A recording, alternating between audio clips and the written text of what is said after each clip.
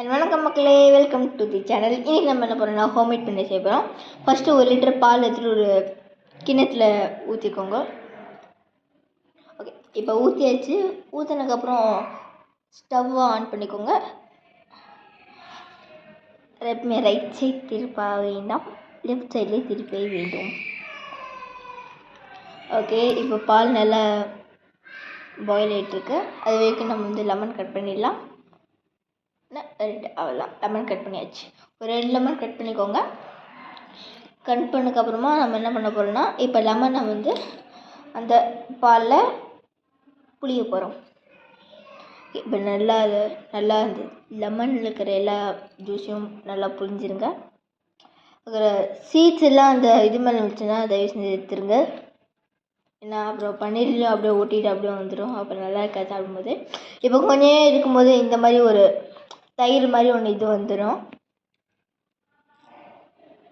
நல்லா கிண்டி வந்துடும். இப்போ இது வந்ததுக்கப்புறமா இந்த மாதிரி ஒரு இது எடுத்துக்கோங்க. எதுவுமே பார்பிக்யூவில் பண்ணுறது எடுத்துருங்க. ஓகே, இப்போ இதுக்கப்புறமா இன்னொன்று கிண்ணம் எடுத்துகிட்டு அதில் ஒரு துணி மேலே வச்சுட்டு இப்போ அந்த இதை வச்சிடலாம், அந்த பார்பிக்யூ ஃப்ரையிங் பேனை. இப்போ வந்து நம்ம என்ன பண்ண போகிறோம்னா, அந்த தயிர் இருக்கிறதுல இது மேலே ஊற்ற போகிறோம். நல்லா அந்த துணி நல்லா இறுக்கி பிடிச்சிட்டு இப்போ அது பண்ணும்போது என்ன ஆகும்னா, அது இருக்கிற எக்ஸஸாக இருக்கிற தண்ணி மட்டும்தான் உள்ளே போயிடும். அப்புறம் அங்கே இருக்கிற மேலே இருக்கிற பன்னீர் மட்டும் வந்துடும். ஃபில்ட்ரு பண்ணியாச்சு, இப்போ தனியாக வந்துடுச்சு. இப்போ வந்து நம்ம அப்படியே அது எல்லாத்தையும் எடுத்து அந்த பன்னீர்லேயும் சொல்லி தண்ணியை ஒட்டிகிட்ருக்கோம். ஸோ நீங்கள் என்ன பண்ணுறீங்கன்னா, அது மேலே வச்சு ஏதாச்சும் ஒரு மேலே ஒரு வெயிட் வச்சுருங்க. ஸோ அங்கே இருக்கிற எதுனா ஃபில்டர் ஆகி எக்ஸஸ் தண்ணி என்ன கீழே வந்துடும். இப்போ வேஸ்ட் விட்டுருக்குன்னா பை.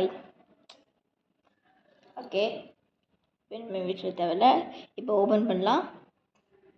ஓப்பன் பண்ணும்போது ஒரு குட்டியோண்டு சர்க்கிளான வைக்கிறேன், இந்த மாதிரி வந்துடும். இவ்வளோ தான் நம்ம பன்னீர் வச்சிடும். ஆனால் பன்னீர் இந்த மாதிரி இருந்தால் பத்தாது. பன்னீர் வந்து குட்டி குட்டியாக பீஸாக நறுக்கணும். அதை வீடியோவில் போடலாம். ஓகே, இப்போ பன்னீர் எடுத்தாச்சு. இப்போ கட் பண்ணலாம். 1 2 3. ஓகே, இதுமாரி குட்டி குட்டி க்யூப்ஸாக கட் பண்ணிடுங்க.